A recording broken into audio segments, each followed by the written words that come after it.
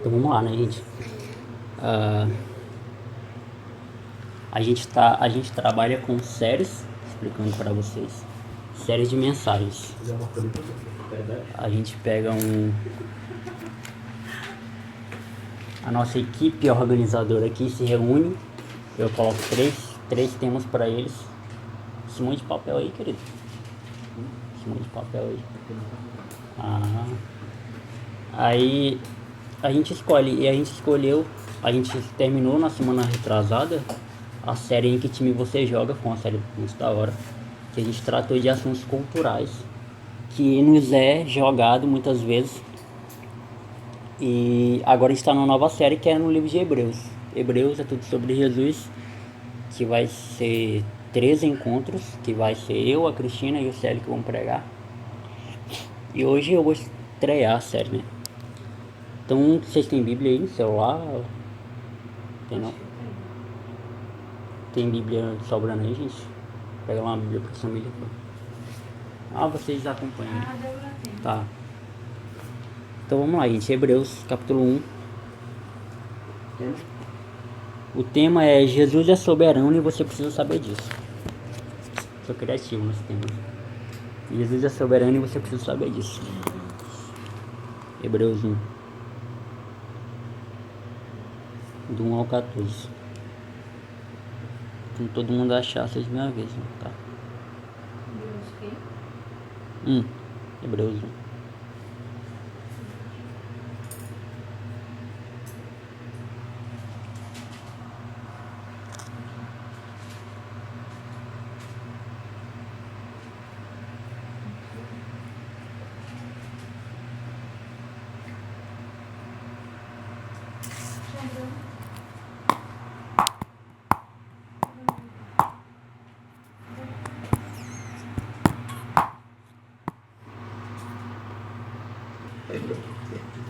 Vamos lá.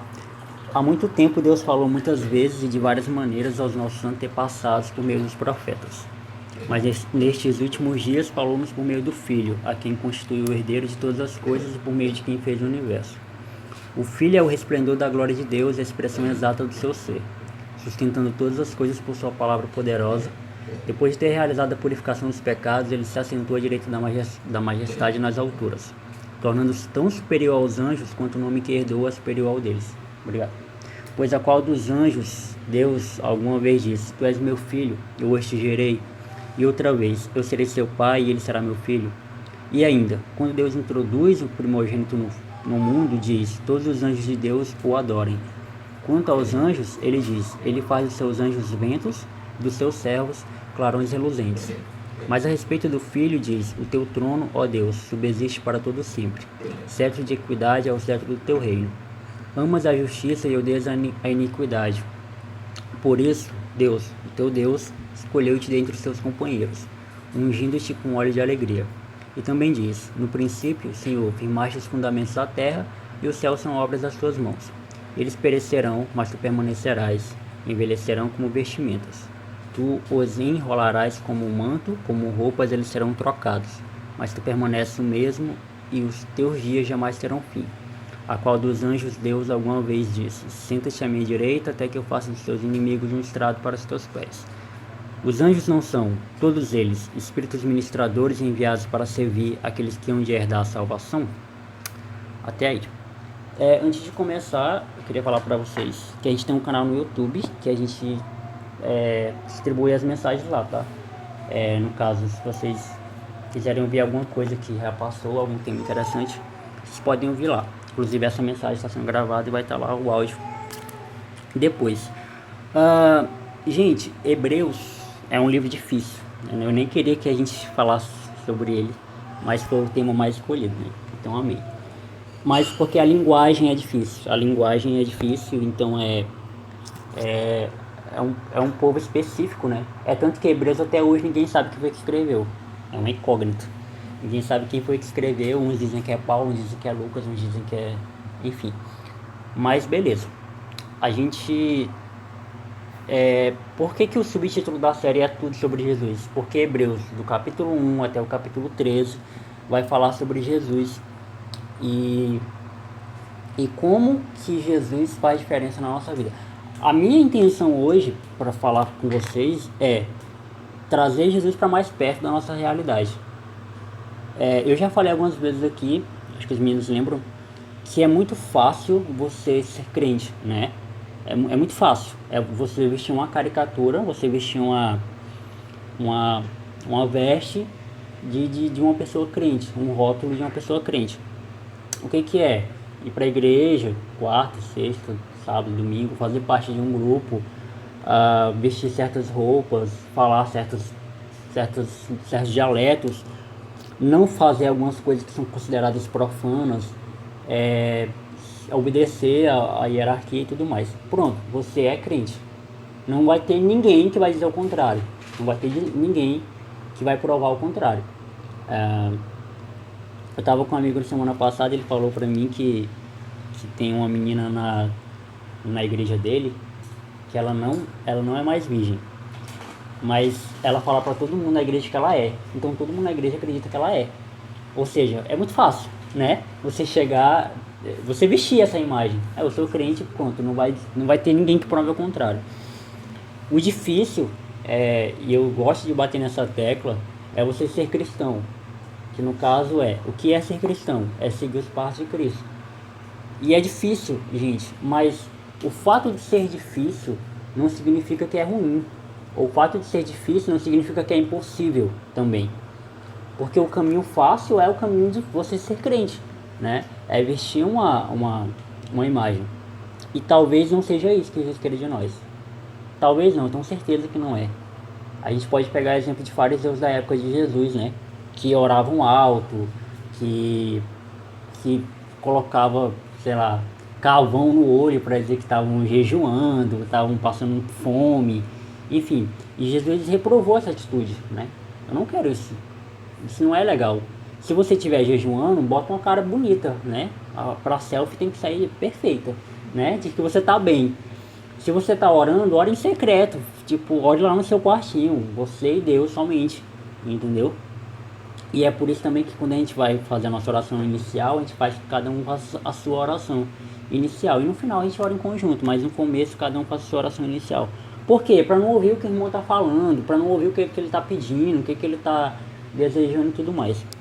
Então a minha tarefa hoje é tentar, não sei se eu vou conseguir, é aproximar a relação de Jesus e como a soberania dele é importante pra gente. A gente costuma achar que Jesus é aquele Papai Noel que só vem uma vez no ano nos visitar. E pior, ele só vem nos visitar no momento mais difícil da vida. Você nunca vai ver ninguém recorrendo a Jesus quando tá bem. Você nunca vai ver ninguém recorrendo a Jesus quando tá top. E detalhe, gente, quando eu falo Jesus, eu não estou dizendo igreja. Quando eu falo Jesus, eu estou falando Jesus mesmo. O Salvador. Eu gravei até um podcast semana passada sobre isso. Sobre essa relação que a gente tem de uma necessidade de buscar um grupo de pessoas, que é o que a gente está fazendo aqui, e uma necessidade de Jesus, a salvação, a luz. Nós somos um meio condutor, nós somos o fio condutor, né? Quando Jesus olha pra gente e fala, você é sal e você é luz, ele está dizendo que a gente de alguma forma vai levar as pessoas até ele. Mas a gente não tem a capacidade que ele tem. E qual é a capacidade que ele tem? De salvar pessoas, de nos salvar. Então, acompanhando aí o versículo 1 e o 2. Débora, lê pra gente, por favor. 1 e o 2.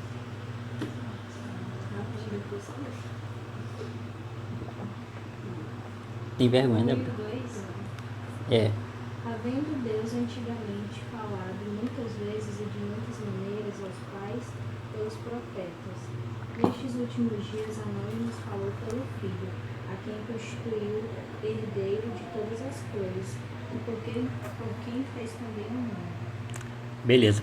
Esse herdeiro de todas as coisas nos dá a entender de que o mundo foi feito não só por ele, mas também para ele.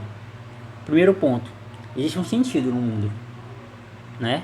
O mundo ele não é um caos, por mais que aparenta, por mais que a gente pense que quando a gente vê um pai assassinando um filho ou uma mãe assassinando, sei lá, a gente pensa que o mundo tá um caos. Esse mundo tá perdido, né? A gente costuma ouvir as pessoas falarem isso. esse mundo está perdido, não tem mais nada que me surpreenda, tudo já as pessoas são capazes de fazer. E a gente sempre se surpreende com alguma coisa, é incrível. A gente sempre se surpreende com alguma coisa que nos choca. Mas o que nos leva a entender que o mundo ele não está perdido, gente? O mundo ele tem um sentido, o mundo ele tem uma direção. Esse sentido é Jesus. Eu costumo fazer uma análise, eu falei até com os meninos já. Eu costumo fazer uma análise da minha vida sem Jesus, o que seria? E eu consigo enxergar muitas coisas ruins acontecendo. Esse é o caos do mundo. Esse é o caos da vida. Quando você tira Jesus do centro, quando você acha que nada mais faz sentido, quando você acha que tudo é um acaso, tudo acontece por acaso, e o mundo vai ser um acaso, e quando acabar isso aqui, não vai ter mais nada, você começa a entender por que tantas coisas ruins acontecem. Quando você tira o sentido das coisas, gente, quando você tira o sentido das coisas acontecerem, existirem e subsistirem, você perde a moral de que existem coisas boas, de que existem coisas ruins, de que o mundo está realmente perdido. Existe uma coisa dentro da teologia chamada graça comum. O que significa graça comum? Graça comum é como pessoas ruins podem fazer coisas boas. Ou seja, como pessoas que não são crentes podem fazer coisas boas. Exemplo, vocês sabem da história do Caim, né? Caim matou Abel e tal. Vocês sabiam que a tribo de Caim foi que desenvolveu a agropecuária? Não, né? Então a tribo de Caim foi que desenvolveu a agropecuária e hoje a gente come carne graças à tribo de Caim. E Caim fez o quê? Cometeu um homicídio. O primeiro homicídio registrado. Ou seja, pessoas ruins fazem coisas boas. Isso é a graça comum. É como a luz de Deus afeta pessoas até que não são boas, né? Em contrapartida, isso significa que Jesus ele precisa fazer um sentido não só para o mundo, mas para a minha vida. E aí já fica a pergunta, né? Por que você faz o que você faz, né? Por que a gente vai para academia? Por que a gente vai para a escola? Por que a gente vai para a faculdade? Por que a gente tira a carteira de habilitação? Por que a gente pega o nosso dinheiro e compra, sei lá, um X-tudo? Será que é só por fazer? Será que a gente está só tentando existir hoje para amanhã acordar e fazer a mesma coisa? E a segunda vai se repetir, a terça vai ser a mesma terça. Vai acontecer que alguns momentos da vida vai vir um tum. A Semília vai conhecer um cara bonitinho, a Débora vai conhecer um carinho bonitinho, vão se casar, vão ter filho, beleza, isso é a vida, né? Mas não, gente, existe um sentido para as coisas acontecerem. E o sentido é Jesus. Ele sempre vai ser o sentido das coisas. Por mais que você não veja hoje, por mais que você não enxergue hoje, e é natural que você não enxergue hoje, por conta do pecado que existe em nós. O pecado ele cega a gente em um ponto que a gente não consegue ver o sentido das coisas. A gente não consegue ver o sentido das coisas acontecerem. Vocês já viram aqueles casais apaixonados que olham um pro outro e falam: você é o sentido da minha vida, né? Você é tudo na minha vida. Assim, eu não sei como eu vivia antes de te conhecer. Vocês já pararam para... Isso é o que Jesus faz com as pessoas, né? Jesus sim, o namorado vai passar, a namorada também. Mas Jesus ele faz com que a gente perceba que como é que era a minha vida antes dele, como é que eu conseguia viver antes dele. E existem na verdade existe uma diferença entre essas duas coisas, entre uma pessoa convertida e uma pessoa convencida, né? O que é uma pessoa convencida? Ela entendeu de que ela precisa ir para a igreja, ela entendeu de que ela precisa estar ali. Por quê? Porque ali é legal, ali é bom, né? E o que é uma pessoa convertida?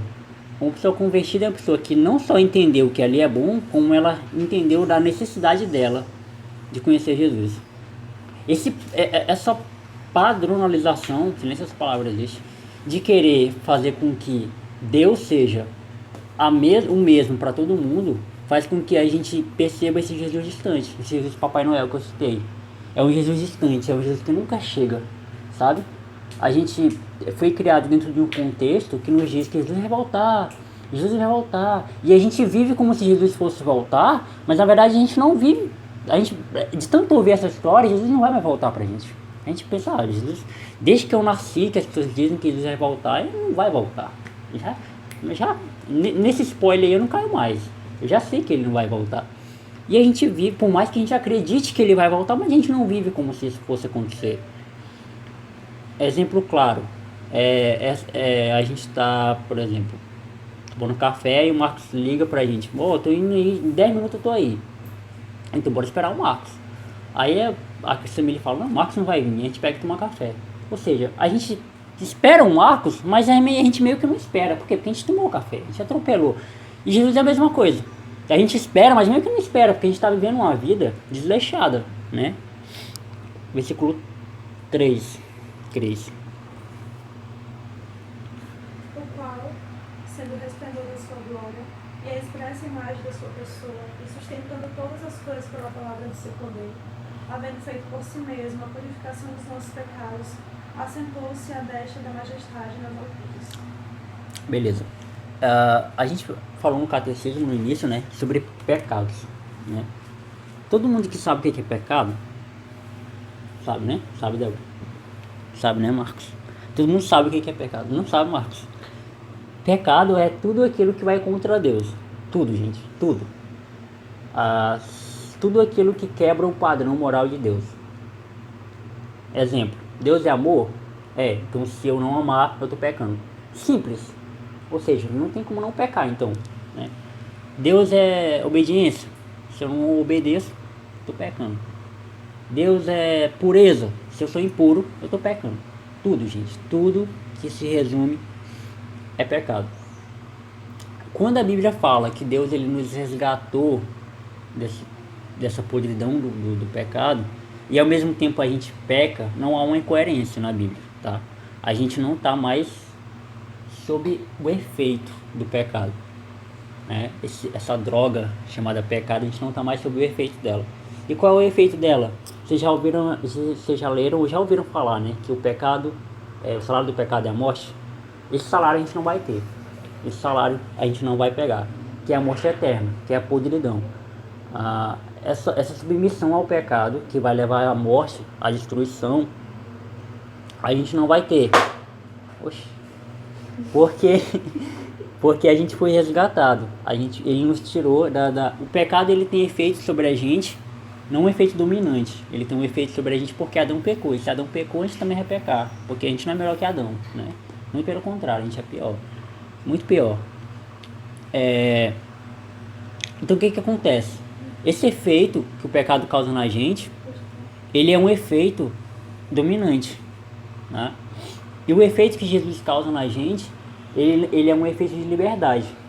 E é esquisito, gente, quando a gente vê pessoas presas a uma igreja, ou presas a uma religião, né?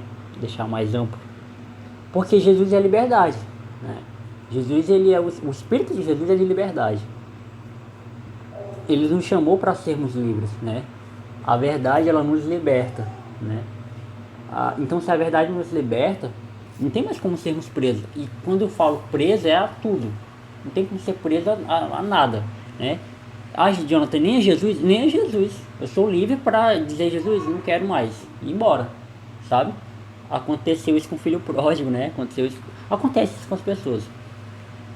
O problema, gente, eu acho que o fator predominante é que eu não sinto mais prazer no pecado. Eu não sinto. Uma vez que eu conheço Jesus, lembra que eu falei que Jesus é o sentido, né, das coisas? Eu não quero mais outra coisa. Eu não quero mais, pode esticar, fica à vontade. Eu não quero mais outra coisa. Eu não quero mais outra coisa porque eu encontrei o sentido, né? Você descobriu a fonte para água, por que você vai comprar água mineral se você tem a fonte, né? E o que eles falaram no início eu achei muito legal. A Cris está evoluindo, inclusive, né? Chegou aqui tímida, agora tá. Enfim, a Cristina falou no início, agora eu esqueci o que ela falou no início. Elogiei tanto. Não, ela falou sobre pecado, ela falou sobre... A gente procura, né, tapar o sol com a peneira, né? Digamos assim. A gente procura prazeres em outra coisa. A realidade, gente, é que toda a nossa vida, toda a nossa existência, ela é baseada nisso, em procurar um sentido. Não tem como, não tem como. E aí eu te respondo a pergunta que eu te fiz no início. Por que você faz o que você faz? É um sentido para as coisas. Você não malha para ficar magra. Você não faz faculdade para ficar inteligente. Você não trabalha para ter salário. Você faz tudo isso para ter um sentido na vida. A vida só tem sentido se você fizer alguma coisa. É esse o sentido das coisas. Então, Você só faz as coisas porque você quer ter um sentido para a sua vida. E às vezes a gente, por estar nessa procura, a gente critica até os outros que têm sentidos diferentes, que buscam sentidos diferentes, né? E sendo que o sentido central das coisas é Jesus. Todas as coisas vão conspirar para Ele, todas as coisas vão apontar para Ele, todas as coisas vão ser traduzidas nele, todas as coisas vão ser remediadas nele. O fim de tudo vai ser nele, né? Não adianta quantas vezes eu procure sentido. E aqui, gente, eu não estou nem dizendo que você não vai sentir prazer nas coisas. Você vai sentir prazer nas coisas. É prazeroso estudar, é prazeroso trabalhar, é prazeroso fazer tudo isso que a vida nos dá, né? O problema é que isso não nos completa, porque isso não vai nos encher. Você vai ficar sempre com um copo meio vazio, um copo incompleto. Vai ter água para você beber hoje, mas amanhã já não vai ter mais, porque você vai ter que abastecê-lo novamente. E Jesus não. Jesus ele além de matar a sua sede, ele te deixa ali, ó, tá aí. Na hora que você quiser, você sabe onde tem. E o problema é quando a gente quer limitar isso, a gente quer fechar isso a uma caixinha, né? E aí eu já quero fazer um link, eu não sei se eu tô conseguindo, sobre o pecado. O pecado que é em nós, que é o mesmo que nos impede de conseguir fazer as coisas. Um amigo meu perguntou semana passada se a Bíblia tinha alguma coisa para falar sobre faculdade. Eu falei, mano, claro, tem, desde Gênesis a Apocalipse. Mas o que a Bíblia tem para falar? Ó, a Bíblia fala que você tem que fazer as coisas com excelência. Tudo que você for fazer, não é isso que Paulo fala pra gente, quer comais, quer bebais, fazer tudo pela glória de Deus? Pois é, se você for fazer uma faculdade, faça aquilo que você vai sentir prazer fazendo. Faça aquilo que é enfermagem, beleza, quando alguém for lá na UPA, trate bem, né? É professor, quando alguém for lá, quando você pegar um aluno burro, tenha paciência para educá-lo, tenha paciência para ensiná-lo. Então, você percebe que não é você chegar no hospital e fazer uma oração, não é você chegar na sala de aula e agora todo mundo lê a Bíblia, não, é você fazer as coisas com excelência. Isso agrada a Deus, isso glorifica a Deus. E a gente costuma fechar as nossas casinhas, né, com pessoas que parecem conosco, e eu até entendo que existe uma dificuldade para as pessoas em se relacionar com os diferentes. Existe uma dificuldade, é por isso que elas padronizam as coisas, né? Tem um amigo meu, um amigo de infância inclusive, que ele está na igreja agora, e eu não reconheci o cara, eu não conheci, realmente. Ele está totalmente diferente, mas não pro bem, pro mal. O cara, ele só fala palavrinhas tipo, é uma bênção, irmão. Como é que ele fala também? Como? Misericórdia, ele fala muito também. Ele fala, só convida eu pra ir pra igreja. Eu tô tipo fanático. Eu não consigo ficar perto do meu tio. Não dá, né? Não dá. Ele, ai meu Deus é bom demais. Ai, misericórdia, menina, eu tenho vontade, meu Deus, isso é pecado. Amanhã vai pro inferno, meu Deus do céu. Meu Deus do céu, tá repreendido em nome de Jesus, não sai de perto de mim. Ainda nem de conversar, né? Tio, se retira da minha casa, por favor. Pronto, acabou a conversa. Meu amigo também é desse jeito. E ele tá irreconhecível. Só que a gente percebe, gente, que aquilo ali, claro que é ele, mas aquilo ali não foi ele que criou. Não. Ele tá só reproduzindo o que as pessoas reproduzem, que as pessoas passam pra ele. E de certa forma é mais fácil você fazer com que todas as ovelhas sejam branquinhas e levar ela, porque fica mais fácil encontrar, né? Ó, as ovelhas brancas são minhas, as pretas são de vocês. Mas o problema, gente, é que a Bíblia não fala assim. A Bíblia não nos orienta a ser assim. A gente entende que cada pessoa é uma pessoa e cada pessoa Jesus vai tratar de alguma forma. Jesus tem um sentido para cada pessoa diferente. Por exemplo, aqui dentro da Adoração Livre, cada pessoa tem um pecado diferente. Um tem uns pecados de atraso, um tem uns pecados de não conseguir vir, um tem uns pecados de não conseguir acordar, entendeu? E as pessoas têm pecados diferentes, gente. E tudo bem. Tudo bem, o importante é que a gente está no caminho, a gente está no processo. Respeitar o processo dos outros é importante, sabe? E isso Jesus tem me ensinado, isso Jesus me ensinou. Que eu falei até pra Samir semana passada, né, que veio aqui. A gente estava brincando de qual é o maior defeito dos outros. Não ia falar que é... Como é que é? Eu falei que o meu era amar demais. Não sei nem pecado ou nem defeito é. E eu falei pra ela que o meu maior defeito é querer fazer com que as coisas sejam do meu jeito, né? E isso é um pecado que eu tenho cuidado, que eu tenho tratado, né? Quando as coisas fogem do meu alcance, eu não me desesperar, ou então não ficar querendo matar as pessoas por causa disso. Exatamente. O defeito da igreja é que cada um quer um prato. É, Meus poxa. Não é, Marcos? Marcos, lê aí pra gente 4, 5 e 6.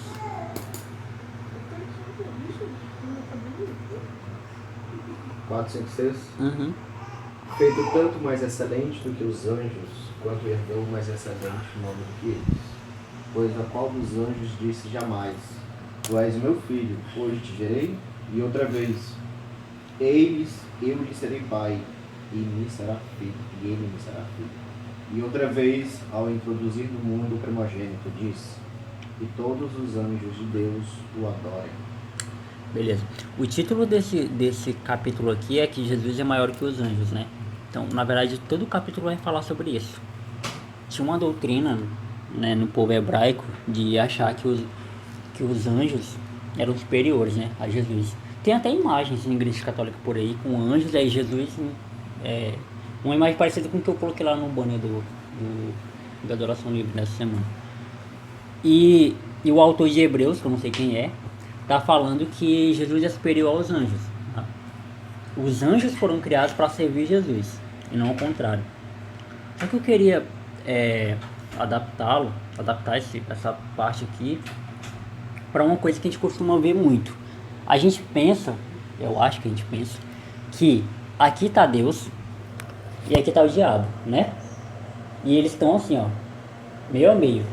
Quando alguma coisa acontece de bom com a gente, Jesus venceu. Quando acontece alguma coisa de ruim, o diabo venceu, né? A gente faz uma corrente de oração, pai e tal. Isso é coisa dos pentecostais, beleza, eu sei, eu entendo. Isso é coisa de gente neopentecostal também, beleza, eu entendo. Mas a gente acaba que muitas vezes, na prática, achando que isso é verdade. A gente pensa que quando muitas coisas de ruins acontecem com a gente pensa que é encosto, né? Poxa, alguma coisa está acontecendo de alguém fez macumba pra mim. A gente costuma pensar isso. Só que a Bíblia está dizendo pra gente que não. Que Jesus é superior a todos, né? E aí eu vou ensinar uma coisinha pra vocês que vocês nunca mais vão ser os mesmos depois que eu ensinar isso. O que que é? Eu vou ensinar até com minhas mãos, porque eu aprendi que tudo que é visual a gente aprende mais rápido. Aqui é Deus. Aqui é Deus e Jesus, né? Aqui são os anjos. Aqui somos nós. E aqui é o diabo. Entendeu? O máximo que o diabo pode chegar é aqui, ó. Nós. Ele pode chegar, não. Ele pode chegar. E agora eu vou dar uma aula de teologia pra vocês. O diabo pode chegar na gente, o diabo pode entrar na gente, inclusive. Entrar no Marcos. Meu Deus, possuir no Marcos, o Marcos vai virar um negócio aqui. Pode, gente. Pode. Mas até isso é permissão de Deus. Até isso você sabe aquele cão bravo que tem uma coleira? É o diabo. A coleira quem comanda é Deus quem segura a coleira. O diabo só vai até onde Deus permite. Lembra de Jó? Que o diabo fez tudo aquilo com Jó? Permissão de Deus. O diabo só pôde tocar onde Deus permitiu. Então essa teologia de que o diabo está guerreando contra Deus, ela não existe. O diabo é derrotado. A diferença do diabo pra gente é que a gente tem salvação. Ele não. Mas a gente pode ser tão perverso quanto o diabo. A gente pode matar, roubar e destruir. Então a gente pode ser tão perverso quanto o diabo. Mas nós temos luzes, né? Nós temos um pouquinho de luz. A pessoa mais ruim que existe na face da terra guarda a imagem e semelhança de Deus. A gente fica feliz, né? Eu falei até isso pra gente. A gente fica feliz quando alguém ruim morre. Mas a gente não pode ficar. Por quê? Porque o apóstolo Paulo falou que a gente tem que chorar com os que choram e se alegrar com os que se alegram. Então, beleza que era uma pessoa ruim. Beleza que é uma pessoa que matou muita gente. Mas ela morreu. Então morreu alguém que carregava requisitos de Deus. Nem que seja o mínimo, né? Mas a gente tem que ficar triste. Jonathan, eu não consigo ficar triste, mas também não fique alegre. Pronto. Também não fique feliz. E a ideia, gente, é que muitas vezes a gente sabe, agora você sabe, que o diabo não é superior e nem do tamanho de Deus. Mas você... Então, beleza. Eu entendi que o diabo não era do tamanho de Deus e que ele pode chegar até mim No máximo que ele pode chegar é até a mim, ele não pode passar disso.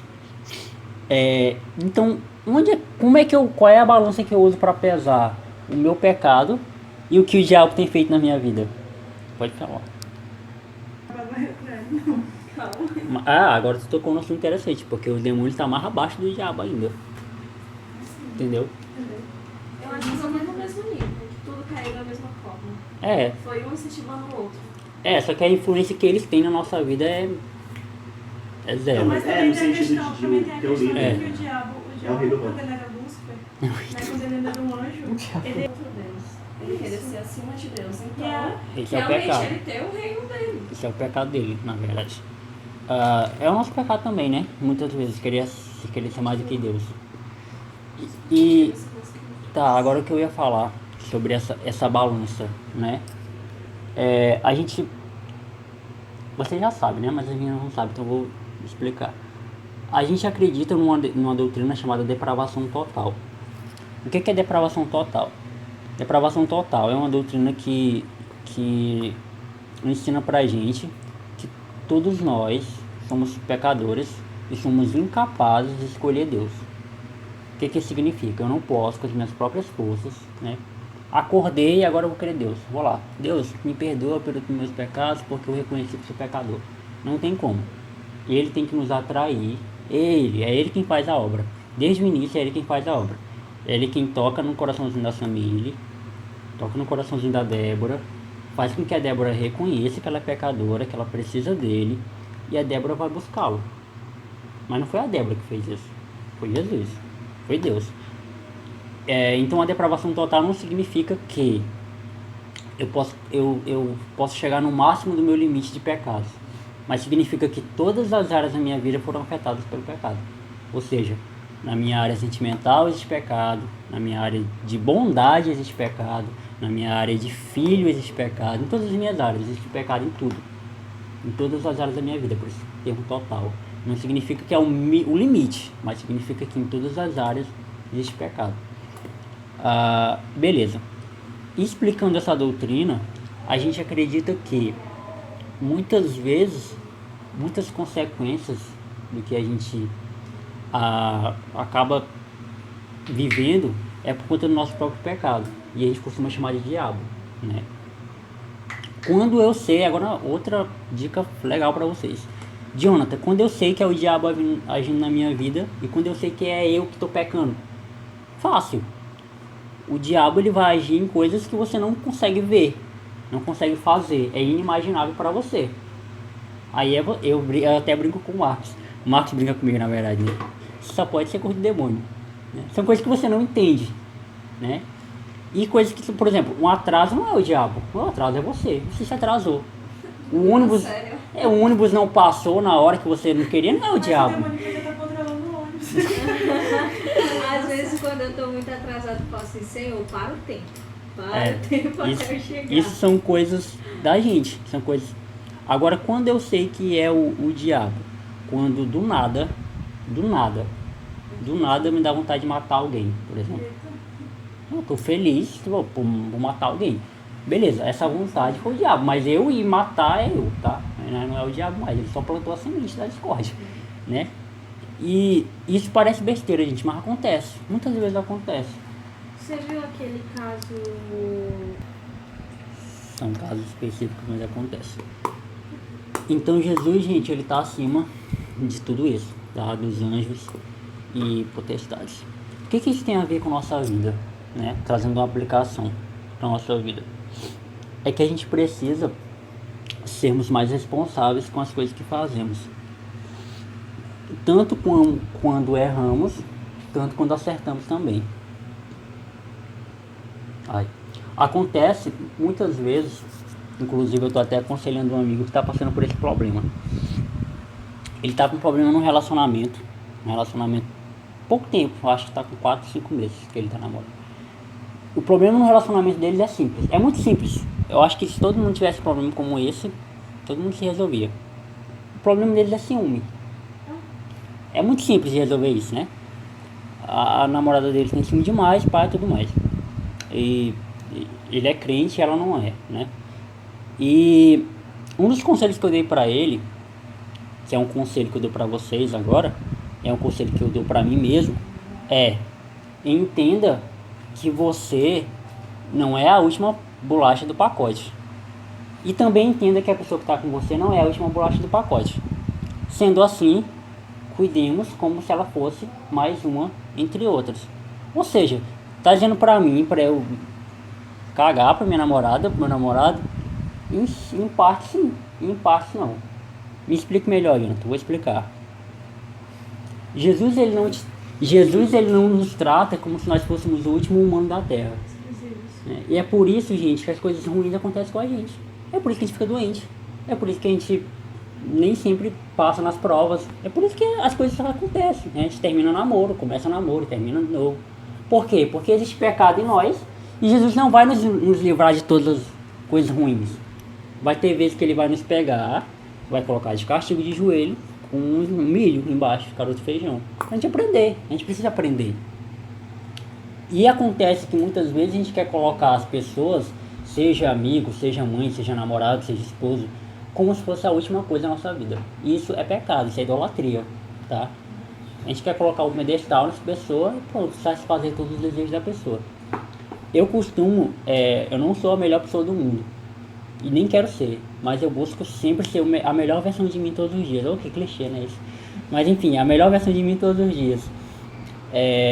E isso acontece que quando a gente está em um relacionamento, seja ele qual for, seja de mãe para filho, de amigo para amigo, a gente quer sempre estar no auge, né? A gente quer sempre ser o melhor dali.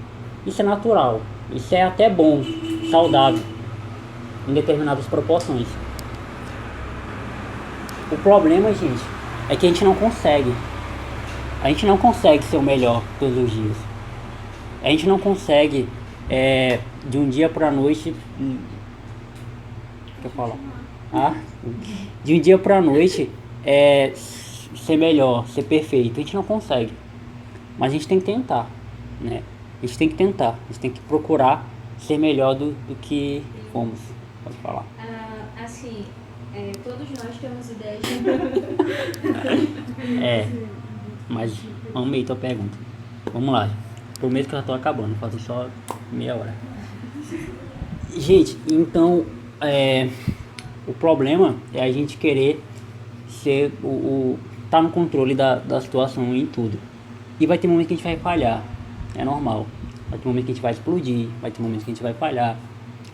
E uma coisa que eu sempre falo inclusive pra minha mãe, essa que tá aí fora, é que talvez esse momento de falha seja somente um momento de falha, né? Talvez um momento esse momento que eu errei, né? Sei lá, que eu xinguei alguém, talvez seja um momento. O problema, gente, é que a gente não sabe lidar com isso. A gente acha que esse momento é a pessoa, né? O Marcos foi ignorante comigo, então o Marcos é ignorante. A Samile foi arrogante comigo, então a Samile é arrogante, né? A Débora não me deu bom dia, então a Débora não dá bom dia para as pessoas. Não é assim, sabe? Às vezes é o seu momento, um momento ruim que você passou e as pessoas têm que respeitar esse momento. Então, aquilo que eu sempre falo, né? Se você puder dar 50% de você, então dê 50% de você. Então esse 50% é entender e falar para a pessoa que você não é aquilo que você demonstrou que você está vivendo. Então ele está passando por esse período, o namoro dele, e ele está tentando todos os dias ser melhor. Então no começo não é um arco. No começo ele era muito besta para ela, né? Muito besta mesmo. Tipo, você não vai jogar bola, ele não ia. Aí eu perguntei que eu comecei a dar uns conselhos pra ele, né? E, gente, isso eu vou falar aqui pra vocês. Isso é processo. Eu brinquei no início, né? Sobre namoro. Às vezes o namoro não dá certo porque a gente não quer perder tempo com o namoro. A gente quer começar a namorar hoje e amanhã casar. Ou seja, amanhã tá perfeito o relacionamento. E não, gente, é um processo. Eu tenho um amigo meu que ele namora há 6 anos e ele ainda não casou com a mulher. Pra mim é um absurdo. Só que pra ele ainda não, né? Ele tá há 6 anos enrolando ela. Seu marido tá 8 anos e 9 meses com o menino e até agora não casaram. Mas... já tá com ele. Não, tamo junto. Mas aí é aquele negócio que a gente Tô morando tenta junto. falar muito. Tinha um irmão na nossa igreja O Micael, que ele tinha medo de namorar, né? Lembra, Marcos? Ele tinha medo. Ele namorava com a menina, ou seja, o que eles tinham era um namoro, mas ele não gostava dessa palavra, ele não usava essa palavra. E quando ele pediu, e quando ele pediu ela em namoro, ela não quis. É incrível, eu nunca vou entender isso, não quis. Só que no caso dele eu até entendo, né? Porque ela demonstrou várias vezes que ele namorar e ele não. Aí na hora que ele quis, ela não quer, talvez não quisesse mais. É, ela deu uma de Kelly aqui, né? Bababeiro. É, gente. Agora vamos ler aí o 7 e 8. Samir.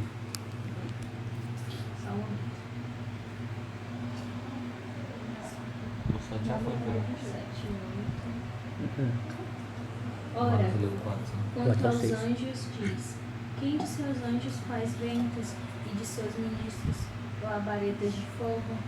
Mas do Filho diz: o teu trono, ó Deus, subsiste pelos séculos dos séculos, e certo de equidade é o cetro do teu reino. Equidade significa justiça, tá? Jesus, ele é o rei da justiça.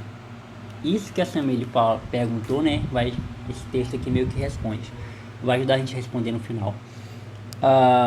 Jesus, ele é justo, gente. Então, muitas vezes ele vai nos tirar coisa que nós não merecemos. E qual é essa relação? É importante também pensar sobre isso, né? A gente pensa que tudo que vem para nós foi Jesus que pegou e embalou num papel de presente e nos deu. E tudo que não é nosso foi o diabo que tirou. E não. Lembra que no início eu falei que Deus nos chama para uma liberdade. A gente é livre. Só que não vamos confundir liberdade com libertinagem. O que é libertinagem? É não ter controle da minha liberdade. Ou seja, eu sou livre para fazer o que eu quiser. Beleza. Mas será que eu sou livre para dizer não para aquilo que eu quero fazer? Porque se eu não sou livre para dizer não para aquilo que eu sou livre, então eu não sou livre. Porque eu não tenho controle sobre a minha liberdade, então não é a minha liberdade. Liberdade é eu saber, é eu poder fazer tudo e poder dizer não para tudo que eu também quero fazer. Isso é liberdade, né? O que é um relacionamento abusivo? É quando você não tem liberdade, né? E essa relação de Jesus conosco não existe. Ele nos deixa livre. Porém, gente, esse é o ponto-chave. Esse é a chavinha que abre o portão. Porém, a gente tem uma visão horizontal do Evangelho, né? Que visão é essa? É de que as coisas, elas são que nem o Mario, né? Vocês já jogaram Mario? Na medida que você vai passando de fase, né? Vai ficando mais difícil, mais difícil, mais difícil. E não, gente. O Evangelho, ele mais parece com uma estrada de muitos quilômetros. Você vai caminhando sem ver o final. Você só vai andando. E a beleza está nisso. A beleza está em você caminhar com amigos, com pessoas que você ama. Muitas vezes você vai sentir sede, o seu amiguinho vai te dar água. Muitas vezes você vai ficar doente, o seu amigo vai te tratar. A beleza do Evangelho é essa. É compreendermos que não somos tudo, não somos perfeitos, não somos o centro. E é por isso que nós precisamos uns dos outros. É por isso que nós precisamos das pessoas. É por isso que a gente precisa ter amigos. É por isso que a gente precisa namorar, casar. É por isso que a gente precisa sair, se divertir. É por isso que a gente precisa das coisas. Porque a gente precisa entender, primeiramente, que nós não somos tudo que existe no mundo. Segundo, que existem outros mundos, alguns parecidos com o nosso e outros não, ou totalmente diferentes. E a gente precisa entender que talvez a cura para os meus defeitos seja no outro, né? Talvez conhecendo o Marcos vai me ajudar numa coisa que eu tenho dificuldade. Talvez conhecendo a família vai me ajudar numa coisa que eu tenho dificuldade. E assim a gente aprender um com os outros. A beleza do Evangelho é essa. É eu compreender que, primeiramente, eu não sou merecedor, como a própria Bíblia fala. Eu não sou merecedor e alguém resolveu morrer por mim, resolveu me salvar. Mesmo não merecendo, né? O meu mérito era de condenação. O que eu merecia era o inferno. E alguém resolveu me salvar. E o meu sentimento é de quê? Gratidão. Eu vivo grato a Deus, né? Eu vivo grato a Jesus todos os dias. Pelo que Ele me dá, pelo que Ele me proporcionou. E não é, gente, que o melhor de Deus ainda está por vir. O melhor de Deus já veio, é Jesus. O melhor de Deus para minha vida foi Jesus. Jesus me salvou do inferno, né? Isso significa que todos os dias Jesus está me salvando do inferno? Não, ele já me salvou. Todos os dias eu preciso viver nessa realidade. Eu preciso me adaptar a essa realidade. E vai acontecer que no meio do caminho, que é como eu costumo fazer a metáfora do evangelho, né? No meio do caminho a gente vai cansar, no meio do caminho a gente vai sentir dores. É uma coisa que eu falei com os meninos aqui já, que eu não acredito em desviados, não existe desviados, né? Ou você entrou no caminho e está caminhando, ou você nunca entrou no caminho, porque o evangelho não permite atalhos, né? Só existe um caminho para o evangelho, né? A Bíblia fala que ele é o caminho, né? A verdade é a vida, ou seja, ele não é um dos caminhos, só existe um caminho, só existe uma verdade, só existe uma vida. E as outras coisas são muito paralelas, são coisas que criaram, né? Deus não criou o mundo, né? Pois é, Deus criou um mundo, Deus criou a terra, e as outras coisas a gente criou. E outras coisas a gente cria. A gente cria filosofias, a gente cria estratégias, a gente cria todas as coisas, mas Deus criou um mundo. E talvez o que precise pra gente, o que a gente precisa mesmo, não é de um sistema que nos ensine como viver em sociedade. Pode ser importante, beleza, mas a gente precisa acordar para a realidade, ó, a vida é isso aqui, né? Eu passei, eu acho que 18 anos da minha vida dentro de igreja. 18 foi mais, eu acho até. Dentro de igreja, fazendo tudo, limpando o chão, cuidando de criança, limpando banheiro, tudo, gente, tudo que trabalho de igreja. E no final, o que eu recebi foi um obrigado, Jonathan, tchau, a gente não precisa mais do seu serviço. Isso significa que por causa disso eu fiquei revoltado com... Não, muito pelo contrário, sou grato a muitas igrejas que passei. O problema é que esse tchau, Jonathan, obrigado, foi que me acordou. Ah, beleza, entendi, isso aqui é um sistema, né? Isso aqui é um sistema. Isso aqui não é o evangelho, né? Isso aqui é um sistema que te aprisiona ali dentro para você pensar como eles, né? E Jesus não nos quer assim, gente. Jesus não nos quer assim. Ele nos quer livre. Ele quer que nós vivamos a vida que nós temos. E a gente sabe que a vida de ninguém é esse mar de flores, né? Por mais que a gente tenta, né, nos status do WhatsApp, do Instagram, aparentar uma vida perfeita. A gente só posta aquilo que a gente quer, obviamente. Mas a nossa vida no geral, ela é isso que as meninas falaram no início, né? É faculdade, é trabalho, é cansaço. É isso que o Marcos falou no início. É trabalho, é acordar cedo, manhã, tarde, é viver. E dentro desse processo de viver, a gente vai precisar acordar para algumas coisas. A gente vai precisar ser menos arrogante, a gente vai precisar ser mais amigo, a gente vai precisar, enfim, moderar as coisas. E o problema, eu acho que seja o problema, é que a gente não quer esse caminho. Por quê? Porque é mais longo, porque é mais difícil. Então o que a gente faz? A gente se engana. A gente encara um sistema, né? A gente entra para um sistema, vamos viver essa vida. E é isso. Então, para terminar, 3 verdades importantes sobre Jesus. Ele é superior, foi o que a gente aprendeu do 1 ao 4. Ele é superior aos anjos, foi o que eu falei para vocês sobre demônio, Deus, pá. E ele ama a justiça. Agora vamos ler do 9 ao 14. Samir.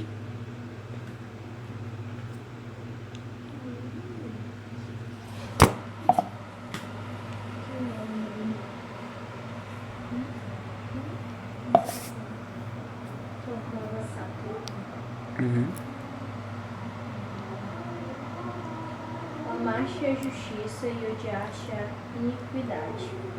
Por isso Deus, o teu Deus, te ungiu com óleo de alegria mais do que a teus companheiros. E tu, Senhor, no princípio fundaste a terra, e os céus são obras de tuas mãos. Eles perecerão, mas tu permaneces, e todos eles, como com roupa, envelhecerão. E qual manto os enrolarás, e como roupas se mudarão.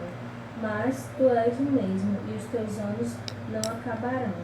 Mas a qual dos anjos disse jamais: assenta-te à minha direita, até que eu ponha os teus inimigos por escabelo de teus pés. Não são todos eles espíritos ministradores, enviados para servir a favor dos que hão de herdar a salvação. Amém. Esse tema, justiça, a gente já trabalhou algumas vezes aqui. Inclusive até em época de eleição, né? A gente tratou sobre isso aqui. E falar de justiça às vezes é complicado, porque em um mundo que é tão injusto, né?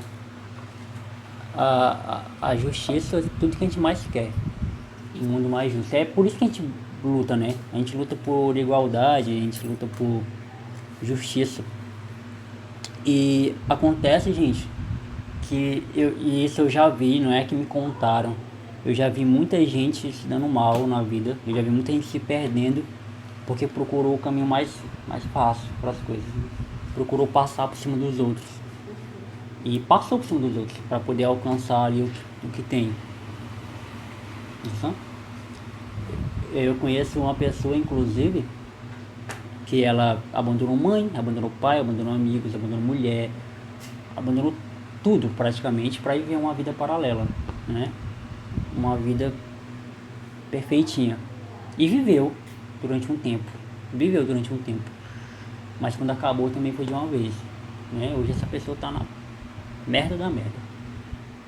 E o que a gente fica de aprendizado com isso? É que, primeiramente, existe um sentido para as coisas, né? Por mais que o mundo pareça um caos, por mais que o mundo pareça que está perdido, por mais que a gente escute nossos avós falarem esse mundo não tem mais jeito, a gente entende que existe um sentido para ele. E no final das contas, a gente sempre entende o filme no final, né? Por mais que o filme pareça confuso no começo, mas no final sempre vem o desfecho, né? As pessoas podem não assistir a novela toda, mas elas param para assistir o último capítulo da novela, né? Que é ali onde tudo vai ser revelado. E talvez a gente não entenda hoje por que as coisas acontecem, por que acontecem as coisas com a gente. Eu muitas vezes me paro, por que acontece isso comigo, né? Mas o que Jesus quer de nós é paciência. Eu faço o que está ao seu alcance. Você pode ser a pessoa mais paciente hoje? Posso, então seja. Você pode ser a melhor estudante hoje? Posso, então seja. Você pode ser a melhor pessoa hoje? Posso, então seja. E uma hora as coisas vão enganjar, uma hora as coisas vão dar certo. E quando a gente apressa isso, inclusive Mateus 13 fala disso, que desse nosso pecado, da ansiedade, né? De querer as coisas do nosso jeito. E Jesus fala pra gente, calma. Olha pros passarinhos aí, eles não trabalham, eles não fazem nada e todo dia eles comem, né? Olha pra essa mata aí, não faz nada, só existe. E todos os dias elas estão ali. E você não acha que você é mais importante que os passarinhos do que a mata? Eu acho que sim, então pronto. Calma, né? E acalmar o coração para que as coisas aconteçam na nossa vida. E esse talvez seja um dos nossos maiores pecados, de querer fazer as coisas do nosso jeito, de querer com que as coisas sejam o nosso planejamento. E uma vez que nós entregamos nossa vida a Jesus, não existe mais nada do nosso jeito, né? Se você entregou sua vida a Ele, então sua vida não te pertence, sua vida pertence a Ele. E não existe pessoa melhor para você entregar a sua vida, não existe, né? Porque eu sei o que seria da minha vida se ela estivesse nos meus cuidados. Seria um caos, porque eu sei o que eu almejo, né? Mas como a minha vida está entregue a Ele, eu deixo com que no tempo dele Ele cuide das coisas, né? E talvez o que precisa pra gente é isso, deixar com que Ele cuide do tempo das coisas. Amém? 54 minutos.